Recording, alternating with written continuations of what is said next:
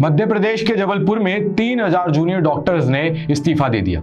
एक ऐसा समय जिस समय में हमें सबसे ज्यादा जरूरत है इन डॉक्टर्स की। हम भी जानते हैं कि कोरोना की महामारी से लड़ने में इन डॉक्टर्स का कितना बड़ा योगदान रहा है, और ऐसे समय में इतनी बड़ी तादाद में 3000 डॉक्टर्स का रिजाइन देना ये कोई छोटी बात नहीं है। ऐसा हुआ क्यों? तो ऐसा इसलिए हुआ क्योंकि कुछ डॉक्टर्स ने अपनी डिमांड रखी थी गवर्नमेंट के सामने, और गवर्नमेंट ने वादा किया था कि वो इस डिमांड्स को पूरा करेगी, लेकिन काफी समय बीतने के बाद तक ये डिमांड्स पूरी नहीं हुई। ठीक वैसे ही जब सरकार चुनाव के टाइम पर जनता से बड़े बड़े वादे करती है, लेकिन चुनाव के बाद एक भी वादा पूरा नहीं होता है, सब भूल जाती है। तो ऐसे ही इन्होंने डॉक्टर्स के साथ भी किया। तो ये डिमांड्स थी क्या? पहली, स्टाइपेंड में 6% पर ईयर इंक्रीज किया जाना। दूसरी, जो डॉक्टर्स कोविड पेशेंट को ट्रीट कर रहे हैं उनके और उनके फैमिली के लिए सेपरेट हॉस्पिटल्स यानी कि अच्छा ट्रीटमेंट दिया जाना। तीसरी, 1 ईयर रूरल सर्विस बॉन्ड को हटा देना। चौथी, 10% marks must be given during government appointments.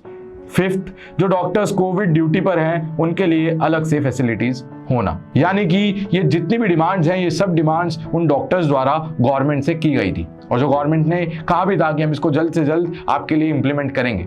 लेकिन जब ये डिमांड्स पूरी नहीं हुई तो डॉक्टर्स ने अपनी स्ट्राइक शुरू कर दी, और हालत तब खराब होने लगे जब मध्य प्रदेश के हाई कोर्ट ने इस स्ट्राइक को इलीगल करार दिया, और साथ ही ये कहा कि 24 घंटे के अंदर अंदर सभी डॉक्टर्स अपने काम पर यानी कि अपनी ड्यूटी पर वापस पहुंचे। और इसके बाद जो मध्य प्रदेश के मेडिकल एसोसिएशन है उसने भी 450 डॉक्टर के जो रेजिग्नेशन थे उन्हें कैंसिल कर दिया।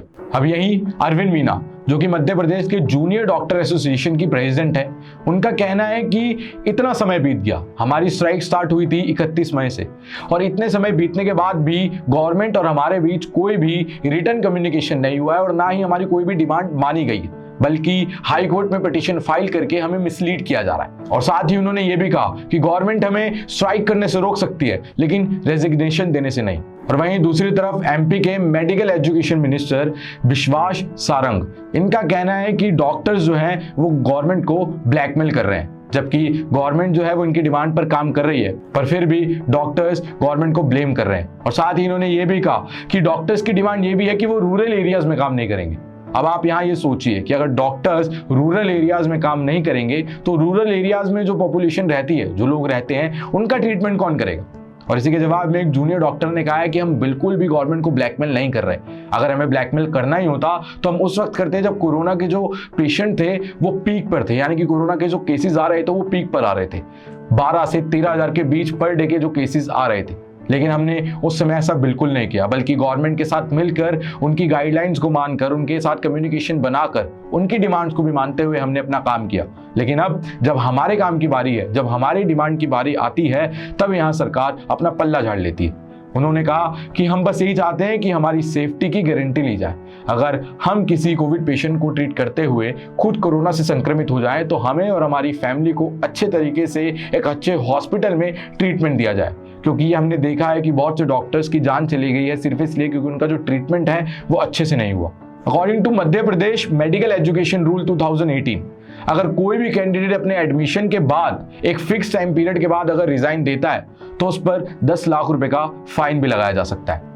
तो अब ये जो पूरी सिचुएशन क्रिएट हो गई है जहां पर डॉक्टर्स जो हैं वो इतनी बड़ी तादाद में रिजाइन दे रहे हैं, और गवर्नमेंट जो है वो डिमांड्स मानने को तैयार नहीं है, बल्कि ये कह रही है कि हम डिमांड्स पर काम कर रहे हैं, जल्द से जल्द इन्हें पूरा किया जाएगा। अब मैं यहाँ किसी की साइड नहीं ले रहा हूँ, बस हम ये चाहते हैं कि डॉक्टर्स और गवर्नमेंट के बीच में एक बीच का रास्ता निकाला जाना चाहिए, जिससे कि डॉक्टर्स की भी बात रह जाए और गवर्नमेंट की भी बात रह जाए, जिससे कि जो इस समय हमें डॉक्टर्स की जरूरत है वो बिल्कुल भी कम ना हो।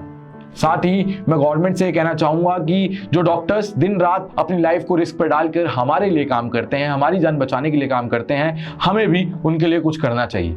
और वहीं डॉक्टर से भी ये कहना चाहूंगा कि रूरल एरियाज में भी लोग रहते हैं, जो इस समय आप पूरे देश में काम कर रहे हैं, वहीं आपका ये भी कर्तव्य बनता है कि आप रूरल एरियाज में भी काम करें। अब गवर्नमेंट एक क्या बीच का रास्ता निकालती है और ये स्ट्राइक कब खत्म होती है, और ये जो डॉक्टर्स हैं ये रेजिग्नेशन देते जाते हैं या रुक जाते हैं, ये आगे देखने वाली बात होगी।